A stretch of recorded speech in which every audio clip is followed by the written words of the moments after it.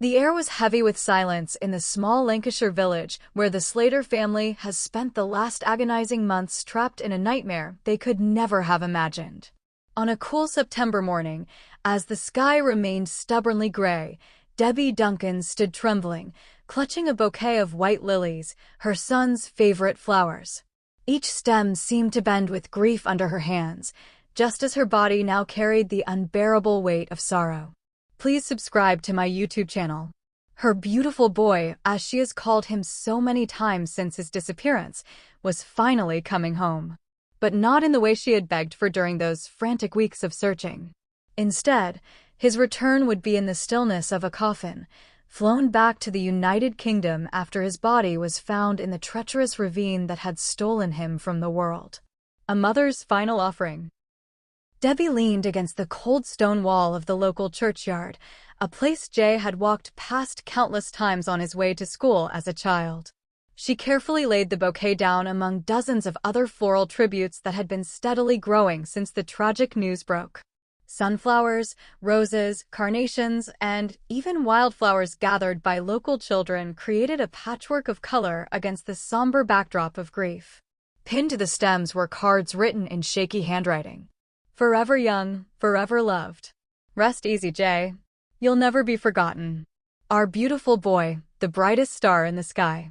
As she placed her flowers, Debbie whispered softly, "I'm bringing you home now, darling." Her voice cracked, the words carried away on a breeze that rustled through the bouquets like a sigh. This simple act, laying flowers, carried with it an immense weight of ritual. It was Debbie's way of bridging the cruel gap between mother and son, between the living and the lost. She had promised Jay during those endless days of uncertainty that she would never stop fighting to bring him back. And though broken, she was keeping that promise. The village wrapped in mourning. Around Debbie, neighbors gathered quietly, their faces etched with empathy. They had watched Jay grow from a cheeky schoolboy into a young man full of energy and laughter. His death was not just a personal tragedy for his family, but a wound in the fabric of the whole community. At the local cafe, regulars spoke of him in hushed tones. He was always smiling, one woman said, wiping away tears. Even when he was in trouble, you couldn't stay mad at him for long. Another neighbor added, he had a heart of gold. You always thought he'd do something big with his life. The florist in town admitted she'd never sold so many white lilies in 1 week. Every time someone comes in, they ask for lilies or roses for Jay. It's like the whole village is trying to wrap Debbie in love. Please subscribe to my YouTube channel. Outside the Slater family home, flickering candles lined the pavement, and photographs of Jay with friends and family were taped to the garden gate. Some showed him as a wide-eyed child in a football kit, others as a teenager laughing at parties, and more recent ones with his trademark grin lighting up his face. Each image was a piece of him, now frozen in time, preparing for the final journey. Behind the flowers and tributes, however, practicalities loomed. The Slater family were now in the devastating position of organizing the repatriation of Jay's body from Tenerife back to the UK. It was something no parent should ever have to plan, the logistics of saying goodbye. Debbie had been on the island for weeks, clinging to hope, walking the rugged paths herself where her son had last been seen. She had pleaded with search teams, spoken with police, and begged strangers for help. Now she faced the heartbreaking task of signing paperwork, arranging flights, and planning a funeral. "It doesn't feel real," she confided to a family friend. "I keep expecting him to walk through the door, to tell me it's all been a mistake.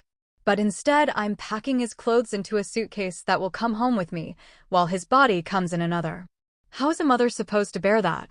The British consulate has been assisting the family with the arrangements, ensuring Jay's body will be flown home with dignity.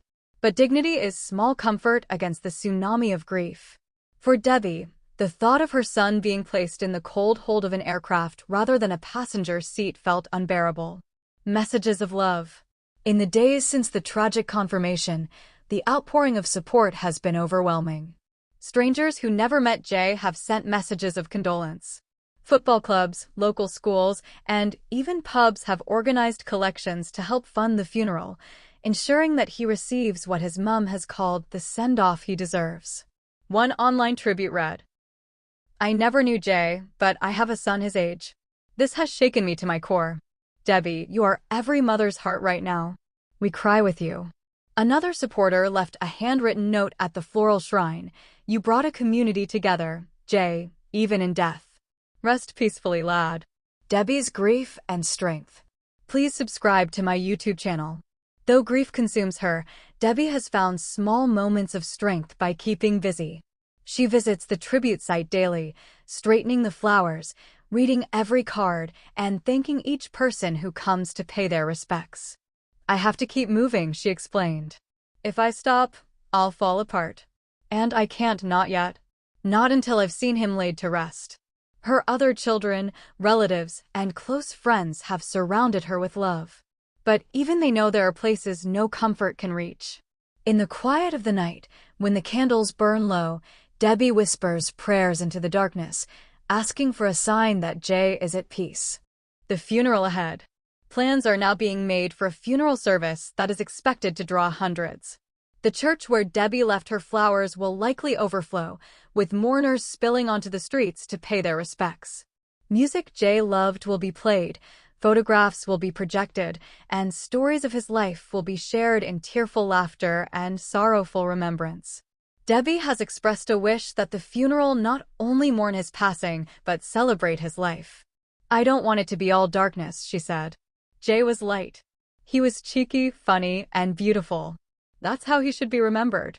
Friends of Jay have suggested releasing balloons or lanterns in his memory, letting them drift skyward as a symbol of his spirit being set free. Others want to wear football shirts on the day, honoring his love of the game.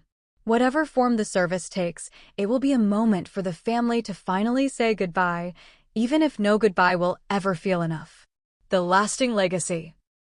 Beyond the grief, there is a sense that Jay's story will leave a lasting mark. His tragedy has united strangers in compassion, reminded communities of the fragility of life, and sparked conversations about safety, travel, and the fierce love of family. Debbie has spoken quietly of wanting to do something in his memory, perhaps a charity or foundation to support other families facing similar loss. "If I can take this pain and make sure no one else has to feel it, maybe that's how I keep Jay alive," she said. A final act of love. As evening fell, Debbie returned once more to the tribute site.